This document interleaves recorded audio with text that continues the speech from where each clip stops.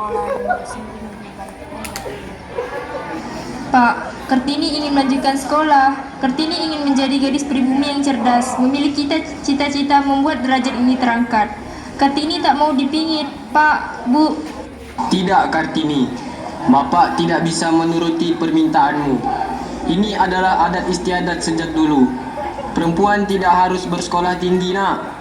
Sudah saatnya dirimu dipingit dan mempelajari segala hal yang harus dikuasai oleh seorang perempuan. Kemudian menikah dengan orang yang tepat. Tidak bisakah sekali tradisi ini tidak dilaksanakan? Kartini, Bapak adalah bupati pemimpin rakyat Jepara. Tidak seharusnya Bapak menghancurkan tradisi kita sendiri. Bu, Kartini mohon, Bu. Sudahlah, nak. Lakukan apa yang sudah menjadi tradisi. Kelak kau akan mengerti mengapa semuanya dilakukan.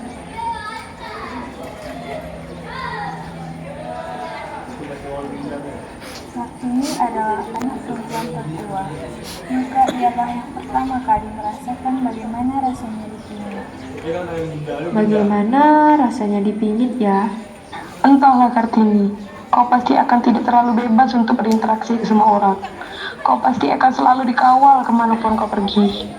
Sebenarnya aku tak apa dipingit. Aku kan ingin melanjutkan sekolah. Tenanglah Kartini, ini sudah menjadi adat dan kita tidak bisa menghancurkannya. Kami akan meminjamkan buku agar kamu tetap bisa belajar. Aku berjanji akan menjadi guru bahasa Belandamu untuk menggantikan guru lamamu. Terima kasih, aku sangat menyayangi kalian semua. Perasaanku sekarang sangat kacau. Semuanya terasa di penjara. Sabarlah Kartini, kau pasti akan bisa melalui semua ini.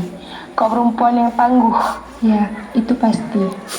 Sebenarnya apa itu dipingit? Entahlah, ibuku bilang aku tidak akan bebas diri lagi. Kemanapun aku pergi, aku harus selalu dikawal. Sebenarnya, aku tak apa dipingit. Aku hanya ingin bersekolah. Aku dan yang lain juga masih bersekolah.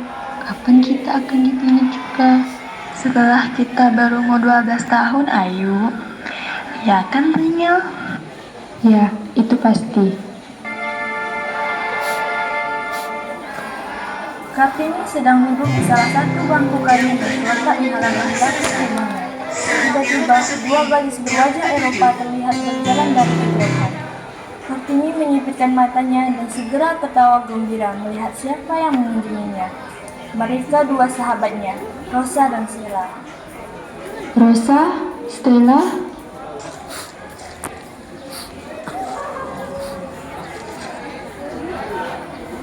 Bagaimana kabarmu Kartini? secara fisik aku memang baik-baik saja, tapi tidak bisa memungkiri bahwa hati ini terasa perih. Kau lihatlah aku, tidak bisa berdiam diri. Kami mengerti, Kartini. Kami pun sangat merindukanmu. Tidak ada lagi gadis pribumi yang cerdas dan ceria sepertimu.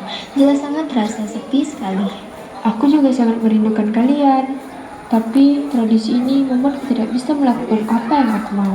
Aku pun tak mengerti dengan tradisi itu, Kartini. Apa salahnya jika perempuan bersekolah? Aku pun berpikir seperti itu. Kalau kau tak sekolah, apa yang kau lakukan Kartini? Aku hanya melakukan apa yang selayaknya perempuan pribumi lakukan. Kemudian, aku akan menikah. Itu yang dikatakan ibuku. Oh Kartini, kau harus bersabar. Kalau kau membutuhkan bantuan kami akan selalu ada di sini. Terima kasih, Rosa, Stella. Kami bawakan buku ini untukmu. Kamu bisa mempelajari bahasa Belanda dari buku itu. Sungguh, aku tak bisa melakukan apa-apa lagi. Tidak apa Kartini, kami berjanji nanti akan mengunjungimu lagi dengan Ali dan Bangkok. Kami akan membantumu melewati masa-masa sedihmu.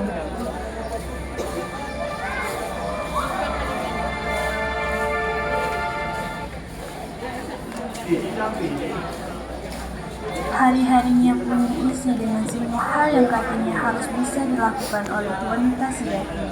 Ditambah dengan belajar bahasa Belanda melalui buku-buku yang dipinjamkan oleh sahabatnya dan kakaknya.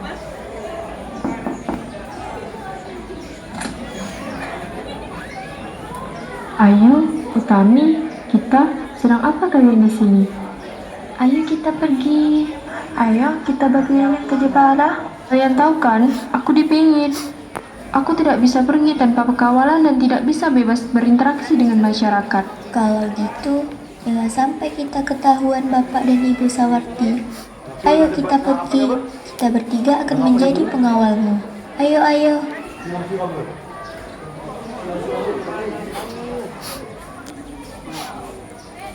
Ada apa, Tringil? Ayo kita hampiri wanita-wanita itu.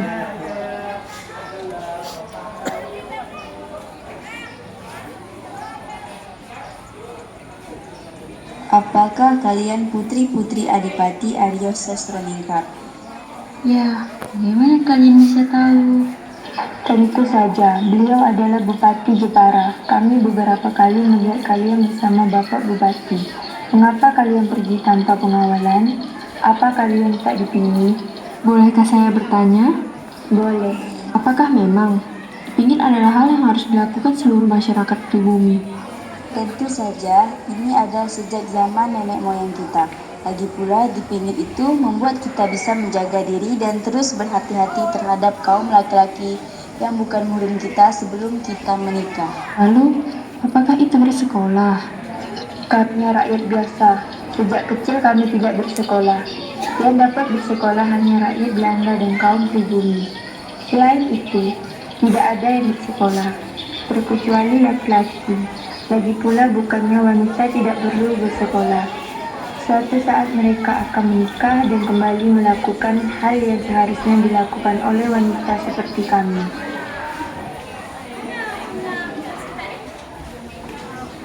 Stella, sedang apa kamu di sini?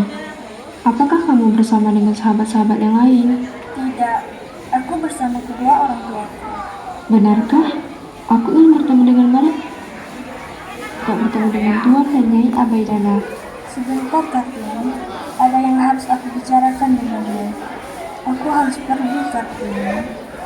Apa maksudmu, Stella? Aku ingin melanjutkan sekolahku di Belanda. Aku sudah lulus. Aku ingin melanjutkan pendidikanku yang lebih tinggi. Lalu, bagaimana depanku? Mereka juga akan pergi. Kami akan berangkat. Sebenarnya, kami ingin mengajakmu ke Belanda, Kartini. Kami ingin kau melanjutkan cita-citamu. Kami ingin kau melanjutkan sekolahmu, Kartini. Tapi kami sadar bahwa kau tak akan diizinkan untuk pergi.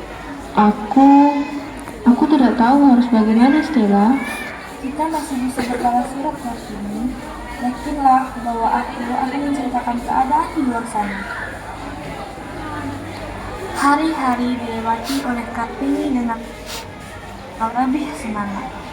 Dia selalu berkirim surat dengan sahabat-sahabatnya, termasuk dengan Tuan dan Nyonya Abundani. Ada banyak hal yang diceritakan oleh sahabat-sahabatnya, termasuk melanjutkan pendidikan melalui beasiswa kedokteran di Belanda untuk Kartini. Bagaimana beasiswa kedokteran itu, Bu? Kartini, untuk apa kau melanjutkan sekolahmu? Ibu tahu, melanjutkan sekolah adalah keinginanmu. Ditambah melalui beasiswa yang akhirnya ibu dan bapak tidak menanggung uang dan pembayaran. Tapi nak, kau adalah perempuan, kau sudah dewasa. Bagaimana maksud Ibu? Mengapa kau tidak menikah saja, Kartini? Ibu, bukankah Ibu tahu Kartini memiliki cita-cita untuk kaum perempuan bersekolah, untuk membuat kaum pribumi ini mengingat pendidikan. Jika Kartini menikah, maka mimpi Kartini tidak akan terwujud. Pendidikan itu hanya mengambil segalanya. Kartini, kau adalah wanita, umurmu sudah cukup. Bahkan, biasanya tidak ada wanita berumur 24 tahun yang belum menikah di Jepara. Kau harus sadari itu, Kartini. Sudah saatnya kau berhenti dipingit. Berhenti dipingit, Bu. Tentu, apabila kau menikah, kau akan berhenti dipingit, anakku. Karena sesungguhnya pingitan itu untuk melindungimu, untuk melindungi kaum perempuan. Dan kau harus tahu, sudah ada seseorang yang ingin meminangmu. Siapa laki-laki tersebut, Bu? Dia adalah Raden Mas Adipati Aryo Singgi Jojo Adiningrat, Bupati Rembang. Dia memang pernah menikah 3 kali. Namun, ibu yakin dia orang yang tepat untukmu. Kartini ingin menemui terlebih dahulu. Ada beberapa hal yang perlu Kartini pertimbangkan. Baik,